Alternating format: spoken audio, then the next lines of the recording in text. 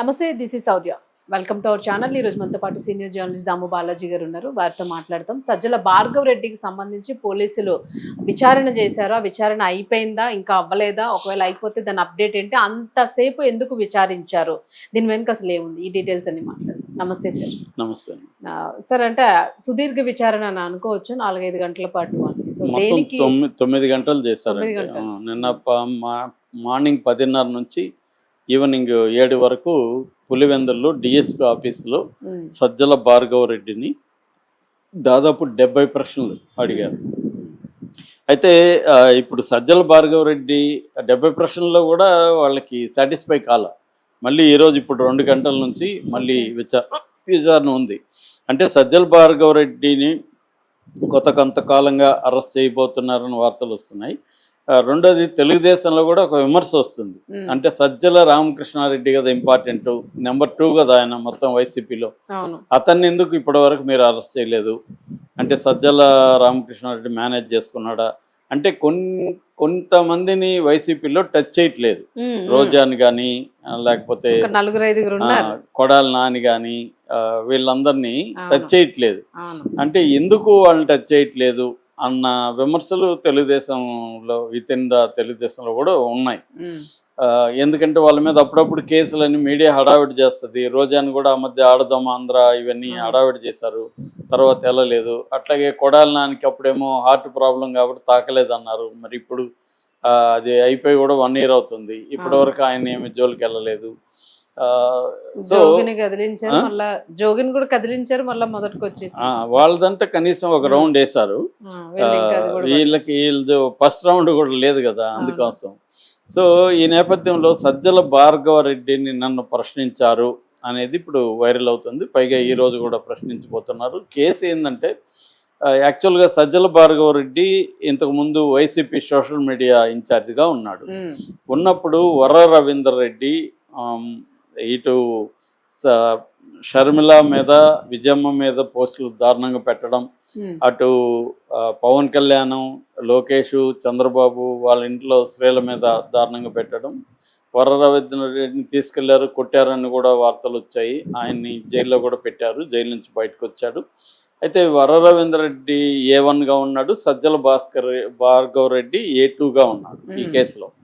So already వర్రని arrest చేశారు. ఇతనేమో supreme court వరకు కూడా వెళ్ళాడు భార్గవ రెడ్డి. సో ఇతను ప్రజెంట్ అయితే వాళ్ళు విచారించమని కోర్టులు చెప్పాయి కాబట్టి విచారిస్తున్నారు. సో ఇప్పుడు ప్రజెంట్ ఏంటంటే, అసలు ఈమె ఒక ఆరోపణ చేసింది. ఎవరు? షర్మిల వచ్చి మొన్న ఆరోపణ చేసింది, నా మీద అతి దారుణంగా చేస్తున్నారు, దీని వెనక జగన్, సజ్జల రామకృష్ణారెడ్డి వీళ్ళిద్దరే చేయిస్తున్నారు, వీళ్ళిద్దరే చెప్పి మరీ చేయిస్తున్నారని. సో ఈ యాంగిల్లో ఇప్పుడు భార్గవ రెడ్డిని అడుగుతున్నారు. అంటే మీరు ఈ విజయమ్మ లేకపోతే షర్మిల మీద వైసీపీ పోస్టులు పెట్టింది, దాన్ని మీరే పెట్టారని మా అనుమానం. మిమ్మల్ని పెట్టమని చెప్పింది ఎవరు? అంటే జగన్ పెట్టమన్నాడా, లేకపోతే మీ నాన్న రామకృష్ణారెడ్డి పెట్టమన్నాడా, ఎవరు పెట్టమన్నారు అనేది ప్రధానంగా మాట్లాడడం. అట్లాగే వర్ర రవీందర్ రెడ్డి ఐడి కూడా మీరే వాడుతున్నారంట కదా, ఆయన పేరుతో కూడా మీరే పెట్టారంట కదా అనేది కూడా అంటే కొన్ని ఐడీల పేర్లతో మీరే పెడుతున్నారు పోస్టులు అనేది అనుమానంతో వీళ్ళు అడిగారు. అయితే ఆయన భార్గవ రెడ్డి అన్నిటికీ నాకు తెలియదు, గుర్తు లేదు, మర్చిపోయాను ఇలాగ చెప్తున్నాడు. అట్లాగే టెక్నికల్గా కొంత వర్ర రవీందర్ రెడ్డి వాంగ్మూలాలు ఇచ్చాడు కాబట్టి వాటిని ఈయన ముందు పెట్టి ఆ వాంగ్మూలాలు ఈయనకి చూపించి, సో ఈ వాంగ్మూలాలు బట్టి నువ్వేంటి అనేది అడుగుతున్నాను. మామూలుగా ఏంటంటే కాన్ఫరంటేషనల్ ఇంట్రాగేషన్ అంటారు. అంటే మామూలుగా ఇద్దరు ముద్దాయిల్ని ఒక దగ్గర కూర్చోబెట్టి ఆల్రెడీ ఒక ముద్దాయిని ఈ ముద్దాయిని విడివిడిగా చేస్తారు. విడివిడిగా చేసినాక ఇద్దరిని కూర్చోబెట్టి అడుగుతారు. సో అంటే ఆ ముద్దాయి ఏం చెప్పాడు, ఇతను ఏం చెప్పాడు, అక్కడ వాళ్ళ వాళ్ళిద్దరి మధ్య గొడవ స్టార్ట్ అవుతుంది. నేను అలాగా అనలేదు, అదొక మెథడ్ అనమాట. ఇప్పుడు ఇక్కడేమో అట్లా డైరెక్ట్గా కాన్ఫరంటేషన్ కాకుండా ఆల్రెడీ వర్ర రవీందర్ రెడ్డి వాంగ్మూలాన్ని తీసుకొచ్చి ఈయన ముందు పెట్టి ఈయన్ని వాళ్ళు గ్రిల్ చేయడం అనేది జరిగింది. ఉమ్, అయితే ఇతను కూడా నాలెడ్జబులే, అతను అమెరికాలో అక్కడ చదువుకొని వచ్చాడు ఉమ్, కాబట్టి అతను రెండోది గవర్నమెంట్లంతా పనిచేశాడు, పోలీసులు వీళ్ళంతా అతనికి కూడా ఐడియా ఉంది ఉమ్, కాబట్టి అతను కూడా దీనికి సమాధానాలు సరిగ్గా చెప్పకుండా, ఉమ్, ఎందుకంటే ఇక్కడ మనం నోరు తెరవాల్సిన అవసరం ఏం లేదు, కోర్టులో ఇవన్నీ తేలాల్సింది, పోలీసులు అడిగినంత మాత్రాన మొత్తం చెప్పాల్సిన అవసరం లేదు ఉమ్, అనేది అతనికి కూడా ఉంది. జనరల్గా పెద్దోళ్ళంతా ఇవే చేస్తారు, మనకి టైటిల్ పెడుతుంటారు, తెలియదు, అవును. మర్చిపోయాను, గుర్తు లేదు, ఈ నాలుగే ఈ వాడుతుంటారు, నాలుగే formula. వాడుతుంటారు అందరికి. ఎవర్ గ్రీన్ సో మామూలు వాళ్ళు అయితే తాట తీస్తారు అవును. పోలీసులు, ఈ భాష వాడామంటే వాళ్ళు అవును. చిత్తకు కొట్టేస్తారు. కానీ వీళ్ళ స్థాయిలో వాళ్ళని కొట్టలేరు, ఎందుకంటే ఇది కోర్టుల అధీనంలో ఉంటాయి, కేసులు ఉంటాయి కాబట్టి ఇబ్బంది అని వీళ్ళని మామూలుగా అయితే వర రవీంద్ర రెడ్డి స్థాయి వరకు కూడా కొట్టారని చెప్తారు. ఉమ్, సో ఎందుకంటే మామూలుగా అడిగితే వీళ్ళు ఇదే చెప్తారు కదా, తెలియదు, అవును. గుర్తులేదు అని చెప్తారు, కొడితేనే అసలు విషయాలు వస్తాయనేది వీళ్ళ ఇది. అవును. సో ఇప్పటి వరకు అయితే అతని దగ్గర ఏమి రాబట్టలేదని చెప్తున్నారు.